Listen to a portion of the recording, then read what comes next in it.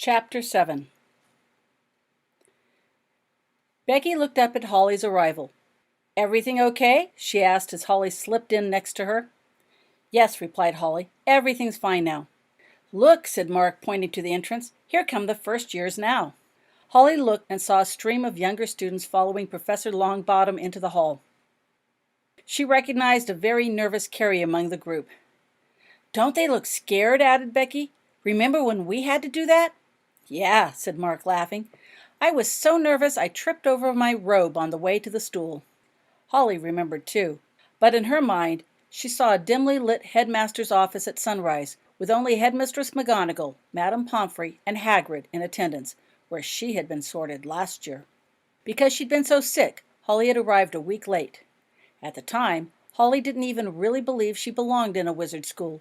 She'd also been scared, but not, she suspected, for quite the same reasons. Talking with the Potters in the carriage had brought back other memories, things Holly had not thought of since last spring. When Professor Longbottom placed the battered, scorched sorting hat on the stool, Holly remembered the last time she'd seen Professor Longbottom with a sorting hat, standing stiff in front of Lord Voldemort, the hat on his head bursting into flames. Then Professor Longbottom drew the sword out of the hat and struck off the head of the snake. Holly wondered how the death of the snake contributed to the defeat of Lord Voldemort, but doubted she would ever learn. She suspected even Professor Longbottom didn't know. "I think the poem's different," commented Becky, interrupting Holly's thoughts. The sorting hat had been speaking about the differences and virtues of each house. Longer, too, thought Holly, remembering the short couplets she had heard the last year before it was placed on her head. "Of course the poem's different," commented Mark. "The hat spends the whole year composing a new rhyme just for this day." "That explains why my poem was so short," thought Holly to herself, remembering that whirlwind trip from the hospital to home to school in only a few days. The hat had only a day or so to compose. "Adderson Nicholas!" boomed out Professor Longbottom's voice, and the first student, a skinny boy with thick glasses and stringy blonde hair, stepped forward. He sat uncertainly on the stool, and Professor Longbottom placed the hat upon his head. The sorting had begun. Holly was soon caught up in the excitement of the sorting. She clapped politely at each announcement to one of the other houses and cheered wildly along with the rest of the students at her table each time the sorting house shouted "Hufflepuff," announcing a new member to their house. When the sorting ended, Headmistress McGonagall stood to speak. She was tall and thin. Square-shaped glasses adorned her nose, and her green and plaid tartan robe shifted gently while she moved. "Welcome again to another year at Hogwarts," she began. "I have just a few announcements. First years should note that the forest on the grounds is forbidden to all students. All students are reminded that magic should not be practiced in the halls between the classes. Quidditch trials will be held during the second week of school, and anyone interested in trying out should contact Madam Hooch and their house team captains." Susan silently nudged Holly while the headmistress spoke. She pulled out her new cricket cage and showed Holly the 3 crickets she had already caught and placed inside. Carrie, recently sorted into Hufflepuff, sat proudly next to her. Next to Carrie sat her new Hufflepuff friend, Lynette Huckabee, Marcy's little sister. Lynette had olive-colored skin, brown eyes, bangs, and straight, long brown hair pulled back into a ponytail. Across from them sat Donald Rosensky, another new Hufflepuff. He watched the crickets with interest, especially when Susan opened the cage and let the crickets crawl about. "Finally," continued Headmistress McGonagall, "I would like to introduce Mr. Thalius P. Borridge from the Ministry of Magic." She turned and indicated a slender, bespectacled man that had been sitting next to her. Holly had assumed it was just one of the professors she hadn't yet met. The man now stood. He was average-sized, with short, light brown hair. He wore thin, round, wire-rimmed glasses. His light gray robes were decorated with a gold swirling design that seemed to move even when he stood still. "He works with the people at St. Mungo's," whispered Mark to Holly and Becky while Mr. Borridge walked up to the podium. "His dad wrote magical drafts and potions," Mark added, referring to the potions book everyone used in class last year, "and the book Advanced Potion Making, which the older students use." Mr. Borridge coughed nervously and pulled out a parchment. He carefully unrolled the parchment, straightened his glasses, and began to read. The Ministry of Magic, he began. His voice cracked a bit. Mr. Borage cleared it before continuing. It was clear he was unused to talking to large groups. Is pleased to announce that this year we will be running a potions contest. There was a stirring of interest among the audience. 100 house points will be awarded to the house which submits the largest number of different potions by the end of the year. 100 galleons will also be awarded to the individual student who mixes and submits the most number of potions, and another 100 galleons will be awarded to the student who develops the most useful new potion. That created quite a stir between the students. You could do a lot with 100 galleons. In addition, Mr. Borage continued after taking a breath, the best of the new potion recipes will be included in the upcoming book, A Potion for Every Occasion. Mr. Borage looked up and saw all eyes glued to him, and added nervously, for specific details of the contest, please consult your own potion master, Professor Slughorn. Thank you. He returned to his chair and quickly sat down. The whole room clapped enthusiastically. Professor Slughorn then got up. His crimson and green robes with silver trim gleamed as he moved. I have only one thing to add at this time, he said importantly. All viable potions submitted will be donated to St. Mungo's Hospital for the Magical Maladies and Injuries. Whether or not he or she wins the grand prize, every student who participates is a winner in the eyes of the wizard community, so I encourage each and every one of you to make some potions for this contest. He then sat down amidst some more clapping and cheering. When the clapping died down, Headmistress McGonagall again stood and bid all the students to enjoy their dinner. Suddenly, dishes filled with food, plates and serviceware appeared on the tables in front of them. Holly joined in eagerly with the rest of the students and ate enthusiastically. The house elves had outdone themselves, both in quantity and variety of foods from which to choose. Conversation centered on the new potions contest. Ben leaned over and spoke to the nearby Hufflepuffs. If we can win this, he said eagerly, we'll win the House Cup for sure. We can do this. Holly smiled. All the Hufflepuffs did. They had nearly won the House Cup last year, losing out to Ravenclaw in the end because the Ravenclaws had won more Quidditch games. After a very long first day, the Hufflepuff students finally trooped back to their dorms while eagerly discussing the potions they could make to contribute to the contest. When they reached their tower, they stopped in front of a portrait of a judge in the middle of a trial. He looked very angry at being disturbed. "Password?" he said gruffly. "Let me," said Becky. "What is the one thing cats have that no other animal does?" "What?" growled the judge impatiently. "Kittens," she replied happily. The Hufflepuffs nearby smiled. The gruff face of the judge got redder and redder until he finally exploded into laughter, along with the defendant and the jury listening in. "Enter," he said, wiping the tears from his face, and the portrait swung open to let them pass. Excitement ran high the next day as the students gathered for their potions class. Outside in the corridor beyond the door to the potions room appeared 4 new doors, one for each of the 4 houses. Each door was adorned with an intricately carved crest. Professor Slughorn explained that the students could only open the door labeled with his or her specific house crest. The rooms within were identical, filled with standard potion ingredients, and were to be used by the students making potions for the contest. All contest potions had to be made within a potions mixing room. Professor Slughorn passed out parchments to each of the students explaining the rules of the contest. Any potion found in a boorish potion book was permissible to make. Other potions and or draughts were also permissible, as long as its source and recipe was included, and the potion created was not designed to harm in any way the individual taking it. In other words, no dark arts potions permitted. Any incorrectly mixed potion or draught would, of course, be disqualified. Bonus house points would be awarded each quarter to the house that submitted the most potions during the time period. No individual student could submit more than one of each kind of potion, but every student in the house could submit one of the same kind of potion. The final house winner, however, would be determined on the variety, not the quantity, of potions submitted. At the end of his explanation, Professor Slughorn handed each student an official contest file and told the class he expected each and every student to submit at least 1 potion. Then he started class.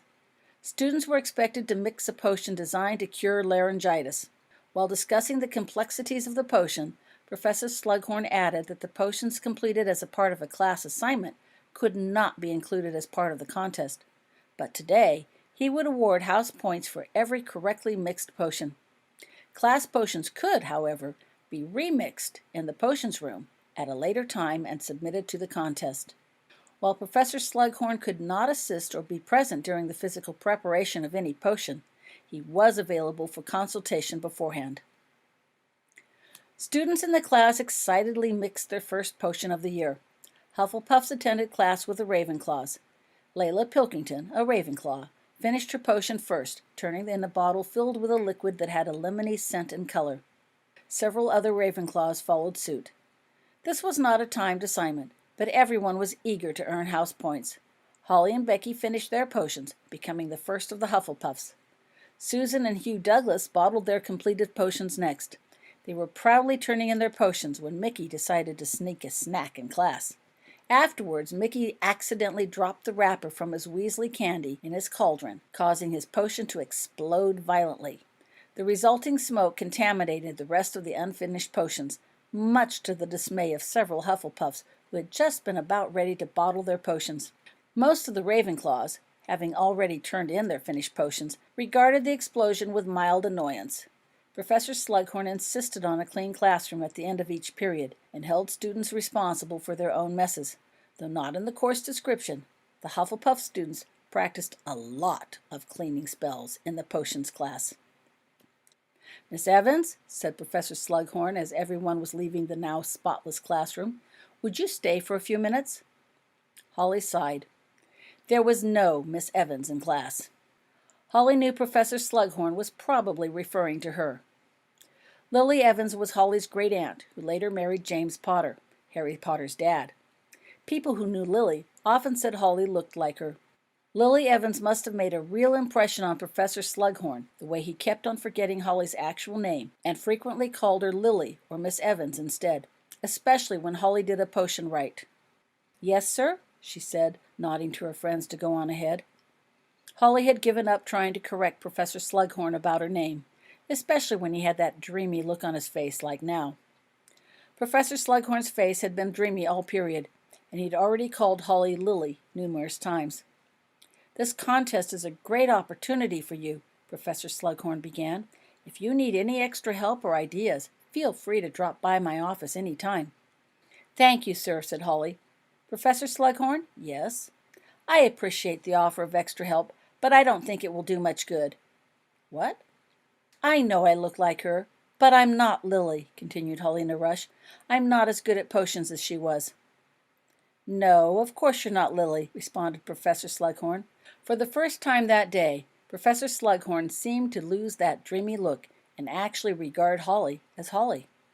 "Lily's dead, I know that, but you are a Hufflepuff," he added thoughtfully. "Hufflepuffs are hard-working, diligent, and they never quit." Lily was brilliant at potions. She could have come up with an inspired new potion that would have won easily. But she would have lost interest in a long-range potions contest. Professor Slughorn's voice trailed off, lost in his thoughts of Lily. Then he resumed. "The Hufflepuffs won the contest the last time it ran. Did you know that?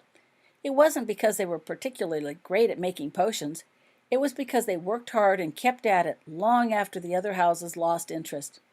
I would expect no less effort from you." Professor Slughorn turned and straightened the pages on his desk.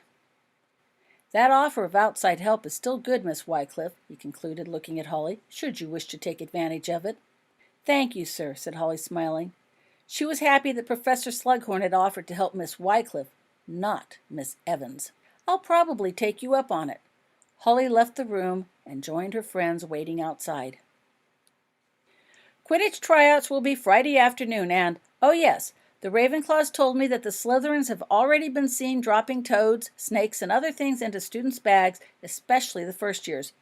So keep your bags close and watch yourself around the Slytherins. And any bugs they manage to slip to you, bring 'em to me," said Susan cheerfully. "I have a whole bunch of bug cages ready for them." That made everyone laugh. Susan liked bugs, so of course the Slytherins would never sneak a bug into her bag. Holly was sitting in attendance at the first Hufflepuff House meeting of the year. It was held on the evening of the first day of class, before the teachers had a chance to assign loads of homework. Prefect Gwyn welcomed all the first years and introductions were made. Then she quickly reviewed basic house rules and expectations. She also encouraged the new students to sign up for a tutor before they ran into problems with their classes. Both Becky and Holly had already agreed to be tutors should someone need help. Afterwards, the group discussed at length the potions contest. Rupert Shunpike volunteered to go through the potions book and organize the potions in order of difficulty and length of time to prepare. Mark was in charge of researching and locating possible potions not found in the boorish books to add to the potions list. Clayton Eggleton said he would make an alphabetized list of all the ingredients needed for the potions. Donna volunteered to use that list to regularly review the ingredient supplies in the Hufflepuff Potions mixing room to determine if it had everything they would need. Students were to tell Holly whenever they ran out of something. Holly was in charge of getting additional supplies. Professor Slughorn always had time for Holly and would never tell her no. The group agreed that the first-year students would complete and submit the simplest potions, thus freeing the older students to spend their time working on the more complicated potions. Potions that took the longest to prepare had to be started sooner. Everyone agreed to sign up for and prepare a certain number of different potions for the contest. They would brainstorm ideas for a new potion at a later time. In addition, they decided that every potion prepared in class would be duplicated by the Hufflepuffs from that class, while the proper method was still fresh in their minds, and submitted to the contest as well. That would increase their chances of winning the quarterly bonus points for the most number of potions submitted. "Is there anything else we need to discuss?" asked Gwyn, looking around the group. Seeing nothing, she continued, "Then remember, work hard, do your best, and if we help each other, we can do anything." The group as a whole said that last part. Everyone went to bed thinking of potions. Laurel Wycliffe finished putting away the dishes and started cleaning the counters. Then she poured herself a cup of tea and sat down at the kitchen table. She was thinking about Dylan. Something just wasn't right about him. Ever since his return from dropping Holly and Harry off at the station, Dylan had been different somehow. All summer long, Dylan had been adamant Holly not return to that school, as he put it. Laurel had tried to get a further explanation, but all he would say was that school wasn't safe for anyone, and he wasn't going to put his daughter into danger like that ever again. Dylan had been furious when Holly forced him into letting her go. Every night afterwards, Laurel heard Dylan gnashing his teeth and muttering curses under his breath about Harry Potter and that school. But all that stopped after Dylan returned from the station. He no longer gnashed his teeth or cursed Harry Potter. He didn't toss and turn during his sleep. It was almost as if he was at peace with the situation. But that couldn't be. Dylan hated Hogwarts. That wouldn't stop overnight. Laurel found it hard to believe it no longer bothered Dylan that Holly was going to that school. Or was it? Knowing that Harry Potter was supposed to be a wizard, was it possible he had done something to change Dylan's mind? Laurel got up and rummaged carefully behind the boxes in the pantry. Dylan didn't cook. He never looked in the pantry. Laurel pulled out a small turquoise-colored address book she had hidden there. It looked like something purchased out of a stationery shop, with a small diamond-shaped purple glass chip in the center of the front cover. Harry Potter had given it to her as a way to communicate with him. He apparently had no telephone or mailing address. Laurel grabbed a pen and opened the book and wrote, "Did you do something to Dylan so he wouldn't be so angry about Holly going to Hogwarts?" Laurel closed the book and waited for an answer. This is stupid, she thought to herself. If Harry had done something to Dylan, would he actually admit it? A few minutes later, the purple chip in the front lit up. The response was brief. "No, but we talked." Laurel thought about that for a minute. Then she wrote some more. "Could you talk with me too?" She closed the book again. Almost immediately, the purple chip lit up, indicating a response. Laurel opened the book and read, "When? Where?" Laurel considered this. They would be taking Vernon to the station Sunday. The next day? "Our house, Monday, 10 a.m., she wrote and closed the book. The purple chip lit and Laurel opened the book. "I'll be there," it read. Laurel drank the last of her tea and rinsed out the cup. Then she re-hid the book and fetched the dustcloth. It wouldn't do to have a dusty house with company coming. Expelliarmus! Holly was listening to the class practice spells in the Defense Against the Dark Arts practice room. Her first few days of classes had gone smoothly. The professors spent their time mostly in review, though Professor Slughorn kept everyone busy mixing potions, and Professor Longbottom had everyone potting mandrake roots. Yuck! He told the class they would need lots of mandrake this year in anticipation of its use with the many potions that would be brewed for the contest. Holly shared herbology with the Gryffindors. She was pleased to note that Albus was his usual cheerful self again. Unfortunately, he had become a target of Slytherin teasing, as word of his behavior at the station had passed swiftly throughout the students. Everyone assumed Albus could not have actually seen Thestrals. The Slytherins figured Albus had gotten a Thestral description from his dad and had decided to pull an elaborate prank at the station, obviously to gain more attention for himself. Tom Richards was later heard loudly chastising Albus for his earlier behavior, claiming the stunt was in poor taste, especially in consideration of those who could actually see Thestrals. Martina Goyle and Shirley Ogg started pointing randomly out in the distance and commenting loudly that they had seen Narglefloops or Whifflepuffs or some other imaginary creature, and asked Albus if he could see them too. Scorpius Malfoy and Anthony Richards started using their wands when no one was looking to slide things around the hall or in the classrooms while challenging Albus to describe the creature moving it.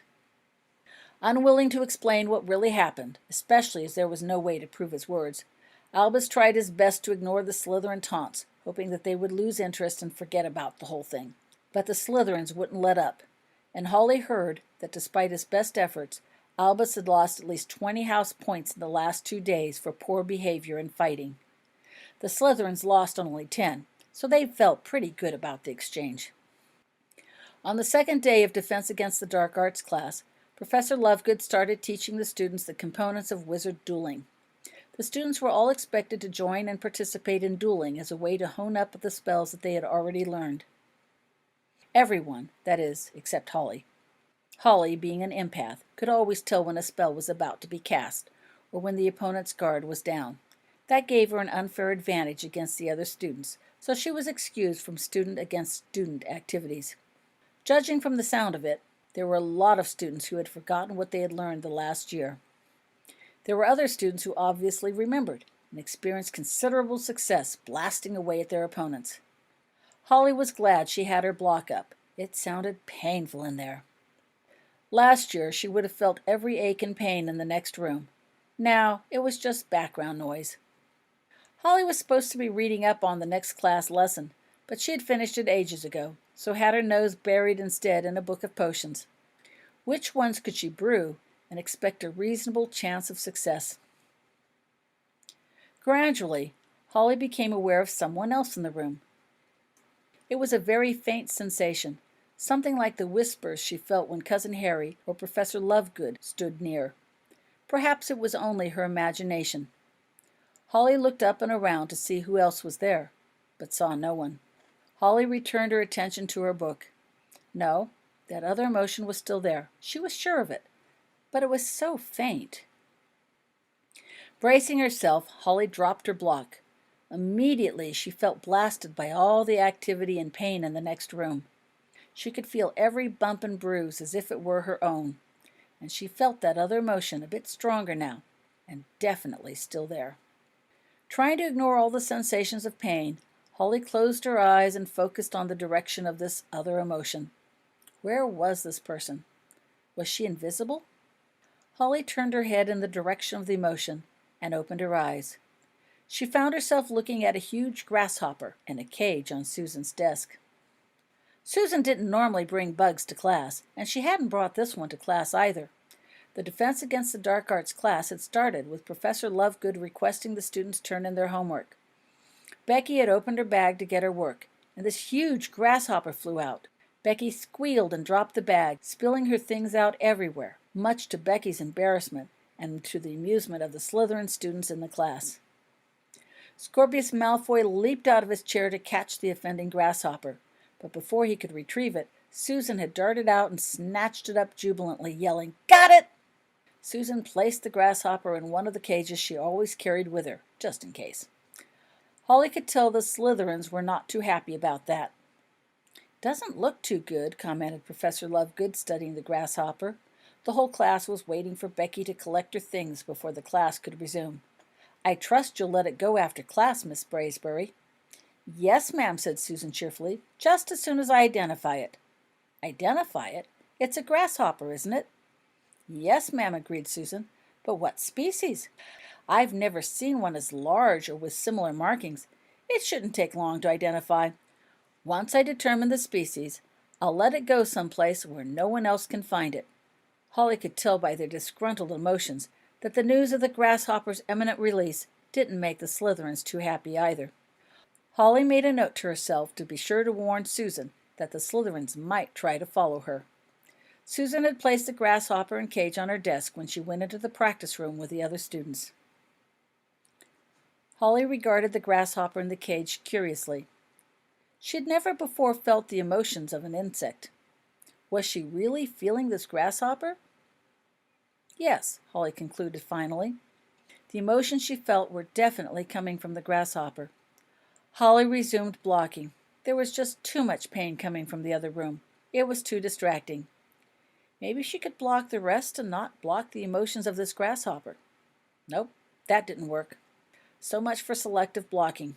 Right now it was all or nothing. Holly reflected on what she remembered from when the block was down, and what she could actually feel still through her block. What had she felt from this grasshopper? What did she still faintly feel? Fear? Hunger? Thirst? Confusion? They were all emotions understandably felt by an insect caught in a cage, especially one that had probably been under the care of the Slytherins earlier. But why hadn't she felt the emotions of other insects? Susan always carried insects around. Had she, Holly, just not been paying attention?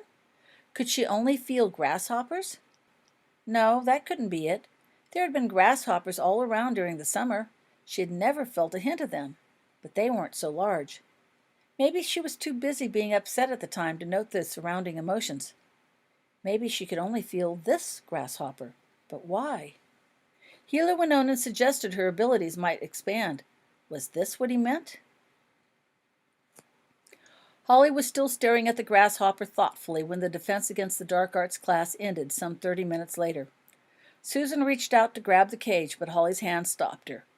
"No, don't," she said to Susan. "What?" "I mean," said Holly, returning her thoughts to the others around her, "may I have the grasshopper for a while? There's something strange here." Sure," said Susan uncertainly. She collected her things and left the room. "What is it?" asked Becky curiously. She and Mark were collecting their things and preparing to leave. "I don't know," replied Holly, still staring at the grasshopper. "But there's something." "You go on ahead," she said, coming to a decision. "I'll be along shortly. I need to ask Professor Lovegood something first." "Okay," said Mark, and the two of them left Holly in the room, still staring at the grasshopper. Professor Lovegood came up and stood behind Holly. Holly recognized that whisper-soft emotion and knew she was there, even without looking. Holly dropped her block the minute the other students had left the classroom and was still studying the grasshopper. "It's very pretty," commented Professor Lovegood serenely. Her long blonde hair was twisted into an untidy bun held in place by a sky-blue quill. Stray strands of hair stuck out in odd places. "I don't believe I've ever seen any grasshopper with pink, brown, and white markings on its belly." "No," agreed Holly. "It's very scared and unhappy." "I don't expect any creature would particularly like being caged up," said Professor Lovegood thoughtfully. She moved next to Holly and bent to look at the grasshopper closer. Professor Lovegood was wearing oversized glasses with a chartreuse-colored frame studded with bright gold rhinestones. Her eyes looked very large when seen through the pale green tinted lenses. The two of them continued to study the grasshopper while they talked. "You wanted to ask me something?" she said. "Yes," said Holly softly while lost in thought. "Remember that student, the other empath?" Professor Lovegood nodded. She had told Holly last year that she had once known another student that turned out to be an empath. Could she feel the emotions of insects? "I don't know." answered Professor Lovegood pensively while still staring at the grasshopper. I don't think so. But then she never actually said.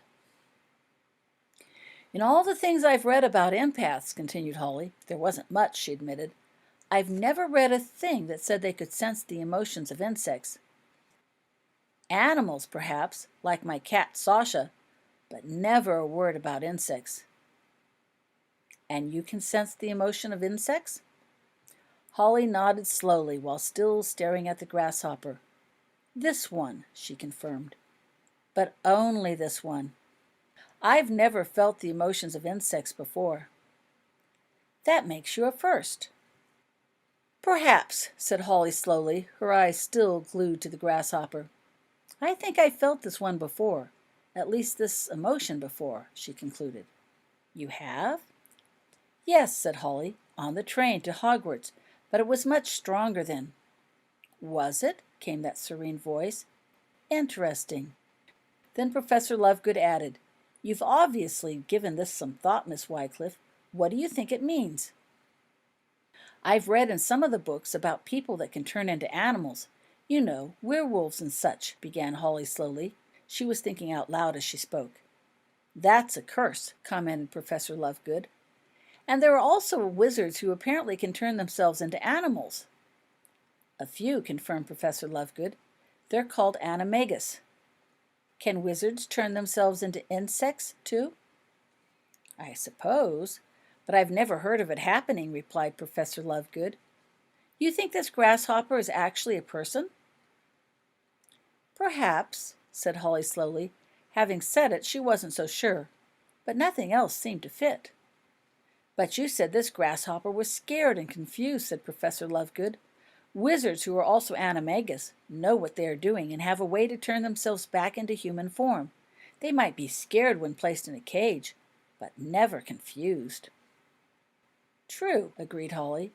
But last year we were turning matchsticks into needles in Transfiguration. Could a wizard turn somebody else into an insect? I don't think so, replied Professor Lovegood calmly. Transfiguration usually requires something of similar size and weight, she explained. It would take some other type of magic to shrink a person down to the size of a grasshopper. Such a transformation would require a considerably large amount of skill and power. So you don't think it's possible? It would be highly unlikely, replied Professor Lovegood thoughtfully. Besides, what would be the purpose? Holly sat back and sighed. You're probably right, she said reluctantly, turning to gather her things. Still, Holly added, looking again at the grasshopper, something seems so very human about this grasshopper. Professor Lovegood picked up the cage containing the grasshopper. Come along, Miss Wycliffe, she commanded decisively. I think we should test your theory. What theory? Asked Holly, surprised. You think it's human? I don't know, said Professor Lovegood, moving towards the door. Holly hurried to keep up with her. It shouldn't be, but there should be some kind of difference between humans and grasshopper emotions, don't you think? She asked as she continued walking down the corridor at a surprising speed. It's pretty unusual you don't notice any. Where are we going? Asked Holly as she raced to keep up. To see Headmistress McGonagall, replied Professor Lovegood. She used to be the Transfiguration professor, and she is also an animagus. If anyone can get to the bottom of this, it would be her.